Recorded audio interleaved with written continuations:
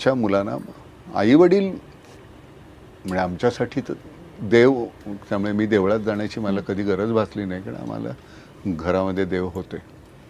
तसं प्रत्येकाने याची जाणीव ठेवावी की घरात देव आहेत, कारण काय पद्धतीनं ते तुमच्यासाठी झिजत असतात ते तुम्हाला कळायला पाहिजे. बाकीचं काय ठीक आहे, तुम्ही लांब राहताय, नाईलाज आहे, बघा तर त्यातला सुवर्णमध्य तुम्ही कसा गाठायचा. मुलं ज्यावेळी जातात, मला कायम हा आक्षेप आहे बरं का, की मुलं परदेशी गेलेली आहेत आणि इथे आई वडील दोघंच आहेत. एक मुलगी माझी एक मुलगा माझा टोरंटोला आहे, एक सॅन फ्रान्सिस्कोला आहे, आणि तिसरा आमचा जो आहे तो आता इंग्लंडला गेलेला आहे. All of them they are married, so they are absolutely settle, nice. मग तुम्ही खुश, आनंद, तिन्ही छान झाली आहे, मग काही वैषम्य नाही. फक्त एकच आहे, काय होतं की मग कधीतरी एकटं वाटतं, त्यांना सुट्या नसतात, त्यांना ते भेट. तर मग त्यातल्या एका आमच्या मित्राच्या बायको वारली, तर त्याचा एक मुलगा आला आणि दुसरा नाही आला. तर म्हटलं अरे तो आला नाही आई.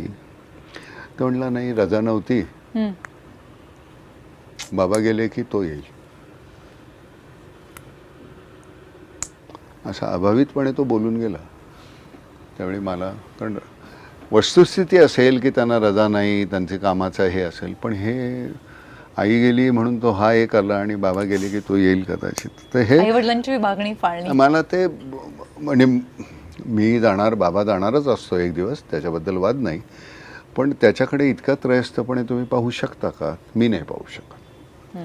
तर त्यामुळे तुम्ही कसे डील करता त्या गोष्टीशी, ते ह्या जनरेशनला मी तसं कसं सांगा बरं. सगळे वाईट आहेत अशातला बघ नाही, एखाद दोन हे उदाहरण मी सांगितलं ते कदाचित रेअर असेल.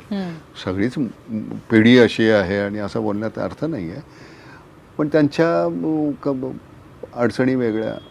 सर, मला असं वाटतं की ही जे नातं जपण्याची जी गोष्ट आहे ना, ती आता हरवत चालली. तेच ह्याच्यामध्ये नाती जपणं जे आहे, आणि जपणं म्हणून जपायची नसतात, ती सबकॉन्शियसली जपली गेली पाहिजे. आपण कसं सहज एखादं पोर रडायला लागल्यावर कडेवर घेतो, तसं बाप सुद्धा एका वयानंतर मूलच होतं ना ते. तर त्यांना तुम्ही कडेवर नका घेऊन, पण निदान त्यांच्या बाजूला बसून विचारा तर खरं, कसे आहात, काय आहात, बरं आहे ना, छान आहे ना. काही नसतं, आईबापांना, म्हाताऱ्यांना काही फार अपेक्षा नसतात.